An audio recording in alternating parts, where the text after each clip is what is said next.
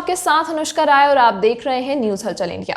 पूर्व सांसद और कांग्रेस के कद्दावर नेता लक्ष्मण सिंह मंगलवार को इंदौर प्रेस क्लब पहुंचे, जहां उन्होंने चाय पर चर्चा कार्यक्रम में पत्रकारों के सवालों के जवाब दिए। जहां लक्ष्मण सिंह ने भाजपा की नीतियों पर सवाल उठाए और कहा कि बीजेपी की नीति ही उनकी सरकार गिरा देगी। कांग्रेस से जो लोग दल बदल करके भाजपा में शामिल हुए हैं, उनके कारण पार्टी में दरार पड़ रही है।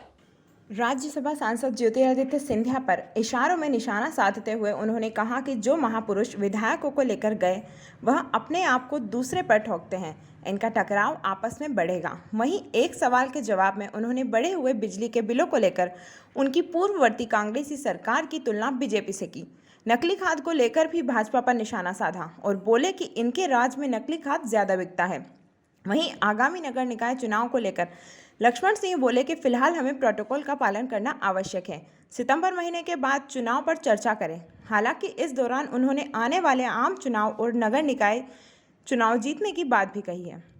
वहीं लक्ष्मण सिंह ने एक सवाल के जवाब में कमलनाथ की जमकर तारीफ की और कहा कि उनका नेतृत्व अच्छा है। साथ ही वह बोली थी कांग्रेस को राजनीति में छात्रों को आगे लाने की आवश्यकता है।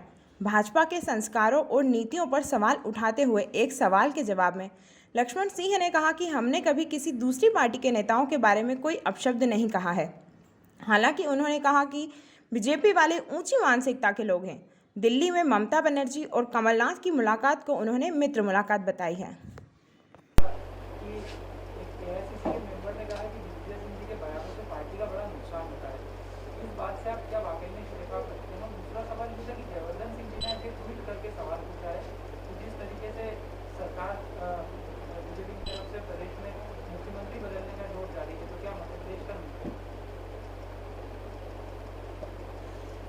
दिग्विजय सिंह जी ने जो कहा है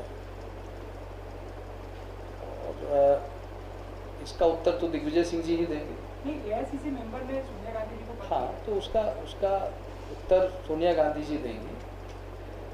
और जयवर्धन ने जो ट्वीट किया है उसका उत्तर भी जयवर्धन ही देगा। नहीं, आपको लगता है कि क्या किस तरीके से प्रदेश में बीजेपी बदल रही है, मध्य प्रदेश को लेकर क्या लगता है राजनीति? देखिए, बीजेपी ने एक सबसे बड़ी गलती क्या की है, सरकार गिरा के और सारे विधायकों को अपने पक्ष में करने का एन के प्रकरण किस तरह किया आपको मालूम है। ये आने वाला समय दिखाएगा कि उनकी सबसे बड़ी गलती ये हुई है।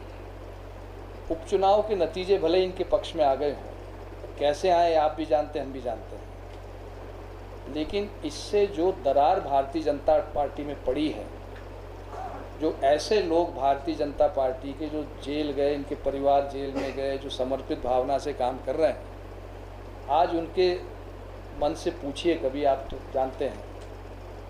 तो ये दरार पड़ी है क्योंकि जो महापुरुष उसमें गए हैं पार्टी में 17-18 विधायकों को लेके, वो उनकी आदत हम जानते हैं, हमारी पार्टी में वो रहे हैं। वो अपने आप को दूसरों पे थोपने में माहिर हैं, उनकी आदत है। वो किसी को अपना बॉस नहीं मान सकते, वो खुद अपने आप को बॉस मानते हैं। ये चीज़ भारतीय जनता पार्टी में नहीं चलती क्योंकि उनका संगठन मजबूत होता है और हर पार्टी का संगठन मजबूत ही होता है और होना चाहिए, और संगठन ही सब कुछ होता है, नेता बाद में, संगठन पहले। तो ये संगठन में और इन लोगों में जो दल बदल के गए हैं, इनका टकराव आने वाले समय में और बढ़ेगा, घटेगा। ऐसा नहीं लगता कि